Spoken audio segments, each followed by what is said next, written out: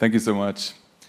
I can only echo what Nick was saying. It's really fantastic to see how the flower community has grown, and also beyond the flower community, the entire field of federated learning and also all approaches like differential privacy and secure aggregation that are related to it and that often get mentioned together.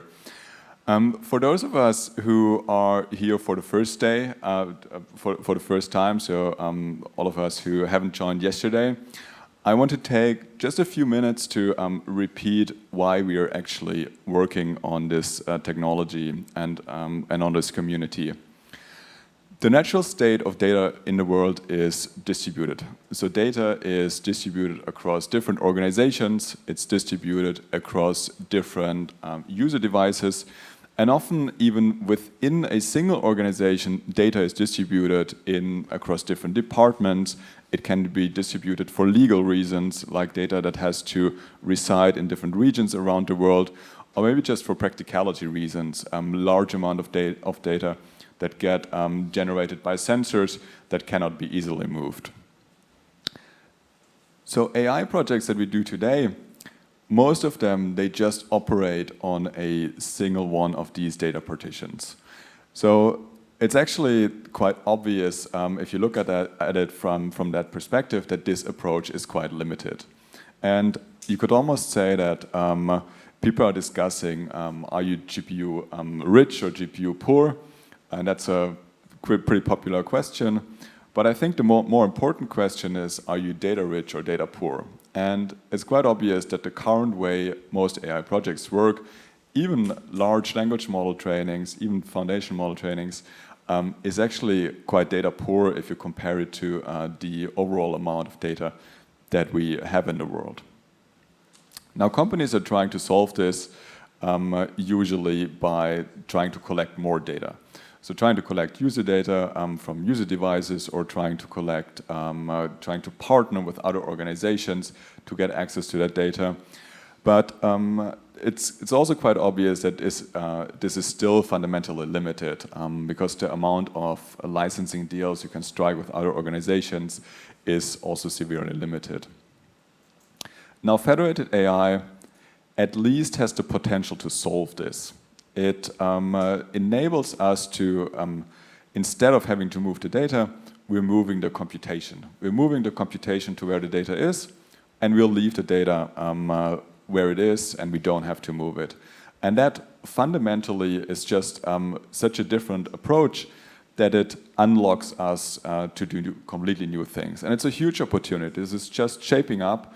We're seeing the first of these systems. Some companies are incredibly successful with these systems and can build systems that they weren't able to build before, and thus unlock AI in completely new areas. Now, there's different flavors of federated systems. A typical one that you often hear in the press is a cross-silo federated learning with multiple organizations. So think about multiple hospitals that are collaborating on a model training and that are all contributing their patients' data in an anonymized form often.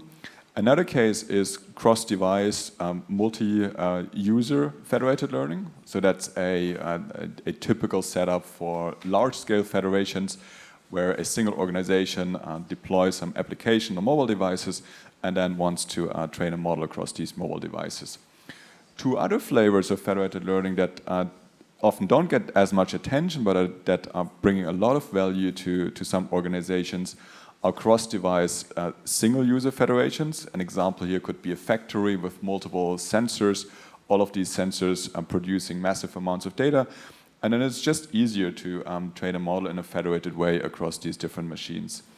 And the last, but definitely not the least, is cross-silo single org, where you have a single organization with data in different silos.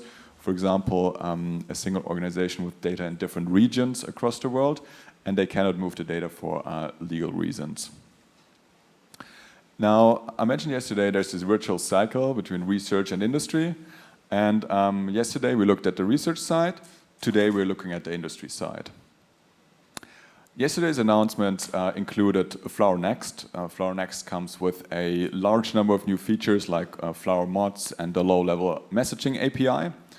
Flower Next is already available in Flower Nightly. We also announced Flower Tune and a large extension of this, which is called Flower LLMs.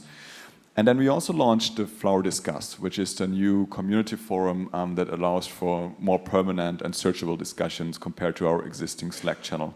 And it complements our existing Slack channel. So join discuss.flower.ai today. What does industry need? Industry needs foremost privacy and security. For larger deployments, we also need scale and performance. So you want these deployments to reach a lot of devices, reach a lot of data partitions, and then also you want these workloads to finish in a short amount of time. And then for ecosystem and integrations, you want these systems to integrate with all of your existing systems.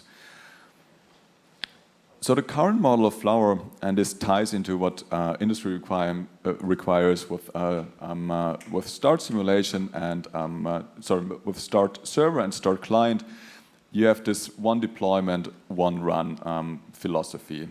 Your training executes, and after the training finishes, the whole system shuts down. But can we do something like one deployment, infinite runs? Today we're introducing multi-run. Multi-run is the Flower Next deployment engine. And I'll now, over the next couple of slides, show in a number of steps on how you would build up a production-grade Flower system, federated learning system, that allows multiple researchers and multiple engineers to work on the same set of data without having to restart the entire system again and again. So let's say you have data in the US, and let's say you have another data partition with EU customer data. You would then put this in the US. You would start what Flower Next calls a supernode. You would put the data on a supernode. You would do the same thing for the European data. So you would start that in some European cloud region or on your own infrastructure. And then for these two instances to collaborate, you would start what Flower Next calls a superlink. So that's infrastructure that's sitting there and that can communicate, pretty similar to the existing server and client. But with Flower Next, we're basically unbundling the running gRPC server and the actual application, the strategy that you want to run, the rounds of federated learning you want to do. So if you want to start a workload on this system, you would start what we call a server app. And that server app now has the capability to send messages via the superlink to those supernodes for execution. So let's say it sends the first message to the top supernode, and that would start what we now call a client app on the client side and execute the model training on that supernode. And of course, you will also want to send a message to the other supernode, and you can do this in either order. You can either send both messages at the same time, or if you want to do some cyclic training, you can first have the first client finish and then the other client finish. Those clients are executing now, and let's say your colleague also wants to start a server app themselves. They don't have to deploy a new supernode, they don't have to deploy a new superlink, but they could just start a separate server app. And that separate server app would, of course, also send messages to those clients, and those clients would execute those messages, execute the local training, execute evaluation, or execute some federated analytics workload. Now let's say there's a third server app, and your third colleague also starts that, and that would just work seamlessly. So with that new model, we're in a situation where you can keep the server running, you can keep the clients running, and then you can start your individual training runs independent of that. What about central DP, local DP, secure aggregation, SecAct+, different implementations that you want to use to secure those workloads and to secure the data on those nodes? Well, today we're introducing built-in differential privacy. But not just that, we're also introducing built-in secure aggregation. And to show that, I want to give a demo. So first, I'm going to start something here. and then I'll walk through the code, and we can take a look at that once that has progressed a little bit. What we see here is a typical Flower project. We have the task, we have a simple PyTorch model here, we have some data loading code, we have some training code, we have some evaluation code, and we have the client and server part that we showed yesterday. So if you look at the server side, we have a plain strategy, it's just federated averaging here, and then we have the server app. Now in this case, what you can see here, this is running. This would be running without secure aggregation, without differential privacy. And the log output would look something like that. It gets initialized. We see the strategy sampled 20 clients out of 100. So this is simulates a federation with 100 clients. And then it just continues for 3 rounds, and it prints out the training accuracy. Now, what do we do if we want to enable this to run with secure aggregation, say? What we have here is the new Flower Next capability where we can register a custom main function, and we're piloting a new API that we call workflows. We're using the default workflow here, which closely resembles what we have in Start Server. But the big difference comes when we customize those workflows. So those workflows are composable, and we can just plug in a SecAg Plus workflow. So this implements the secure aggregation protocol, and you can just plug it in on the server side like that. On the client side, we need to match that because the client side also is involved in this protocol, obviously. So on the client side, this happens via a mod. We introduced mods yesterday. Mods are just composable components that you can just drop in on the client side. And in this case, we match the SecAg Plus workflow on the server side with the SecAg Plus mod on the client side. Now, if you run this, we get a slightly different log. We can see that in round one, secure aggregation is commencing, and then towards the end of round one, secure aggregation is completed. And it's really, once you get familiar with secure aggregation, SecAg Plus, and how these protocols work, it's really I'm pretty excited about this because it's a big step, and it makes using these very, very complex protocols very easy. And if the built-in protocols don't satisfy the requirements that you have, it's quite easy to also bring your own implementation. If you don't like the implementation that someone else has done, you could easily use the same abstractions and build your own secure aggregation implementation. And we'll use that to launch a lot more secure aggregation implementations over time. Last, but definitely not least, we also want to enable differential privacy. So for differential privacy, we've seen the original federated averaging strategy. Now we are wrapping that strategy in a rather long wrapper class called differential privacy, client-side fixed clipping. This means we apply the differential privacy, the noise on the server side, but we do the actual gradient clipping on the client side, just to show you the full breadth of what this can look like. So we're pairing this wrapper strategy with yet another mod on the client side, a fixed clipping mod. And with that tiny change, we've also enabled differential privacy on the server side with client-side clipping. And the final log would look something like that. We see secure aggregation is running. We see out of those 20 clients, all of them apply the fixed clipping mod, and they clip the parameter by a certain value. And then at the end, the strategy receives 20 results, and secure aggregation completes. So that's a full workload with secure aggregation and differential privacy enabled. Now to show you that this is real, this is the workload we started earlier, and it's completed, and it ran. Best news is all of this is available today in Flower Nightly. You can check out Flower Nightly and try all of that and look at the code examples, try out the code examples, and customize them to your own requirements. I want to wrap up with roadmap. So on the roadmap, we have authentication and authorization. We have this running in pilots already, and the full release is coming in Flower 1.9. In addition to auth support, we'll also launch user interface to manage runs, to manage client nodes and the like. We'll also improve Docker support. We'll provide the full suite of Docker plus Kubernetes with the necessary recipes to deploy this in typical production settings. And then we're also working on a high availability superlink so that you can deploy as many superlink instances as you want to handle just massive scale. That's it for the roadmap. But there's one more thing today. Today, we would like to welcome NVIDIA to the Flower ecosystem. Holger, come back to the stage.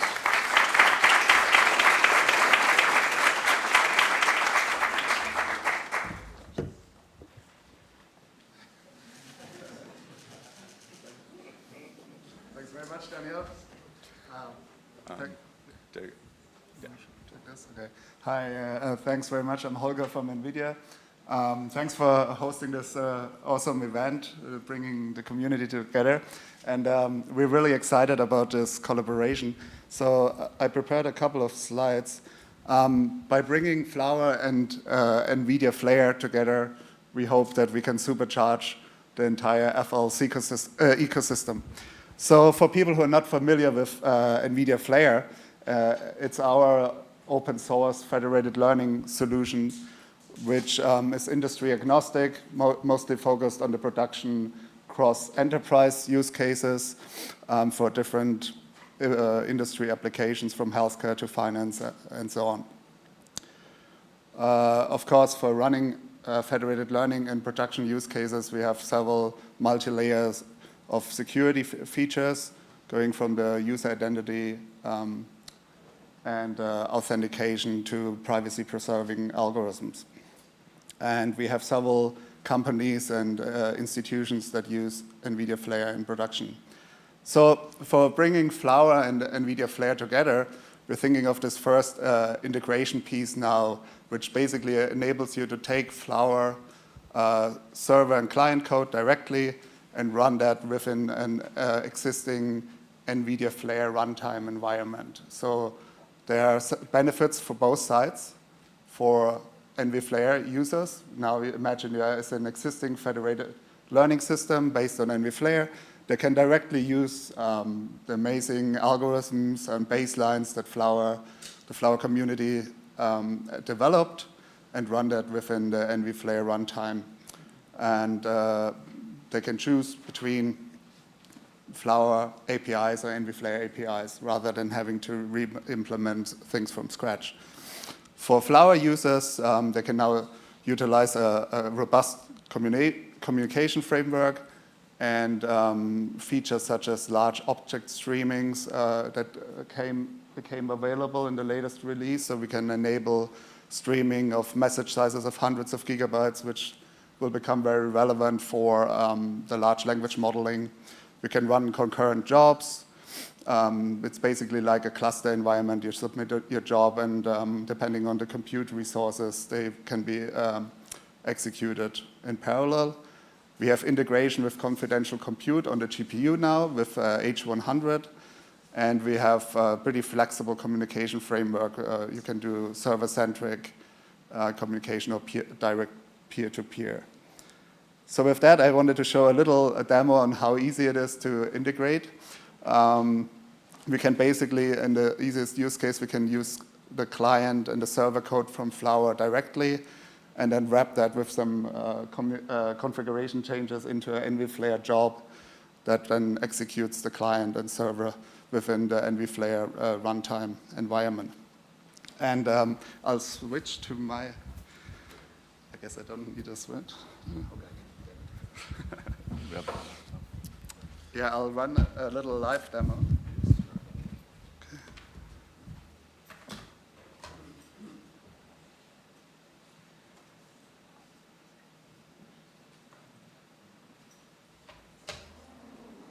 So rather than showing that you can run the Flower code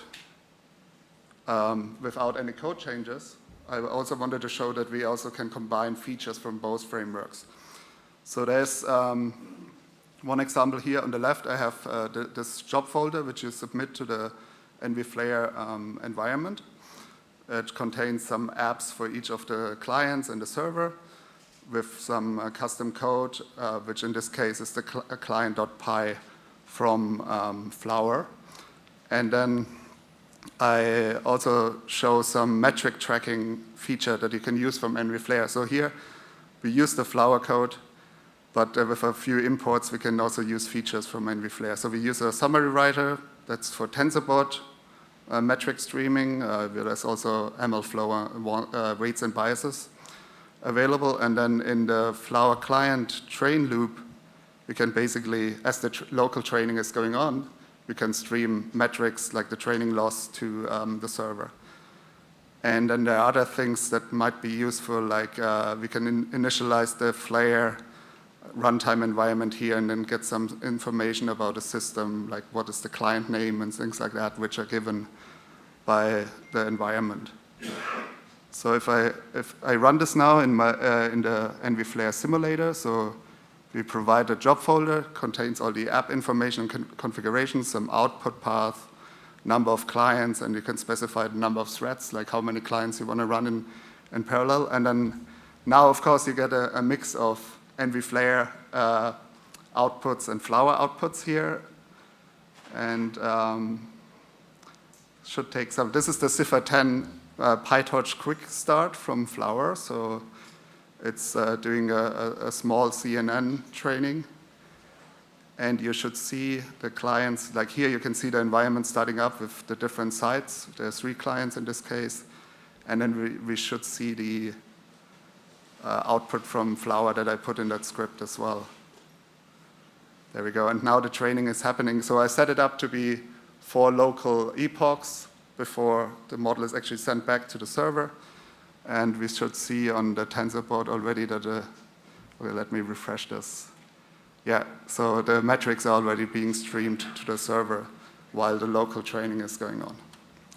So that's the first time Flower and NVFlair, I guess, is working together. So thank you.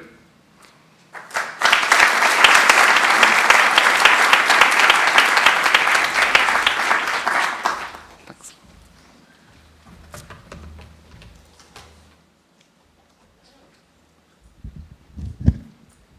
Fantastic. Thank you so much for that demo, Holger. We're really excited about the collaboration, and we can't wait to also make that all work with the Flower Next APIs we introduced, so that all of these workloads can also run on NVFlair. So that concludes the Flower industry update. We launched multi-run today. You can have 1 deployment and basically infinite runs. We launched discuss.flower.ai. Don't forget to join and join the conversation there. We have full support for running federated learning with differential privacy, with secure aggregation in a fairly easy way. And last but definitely not least, we are again welcoming NVIDIA to the Flower ecosystem and are excited about this new collaboration. I think we might have time for 1 question or so. Yes, so we have time for questions. Any questions from the audience or online? Anyone online can ask questions via the Slack channel. So we have around 5 minutes allocated to this period. There's a question down at the back, and I'm going to take it.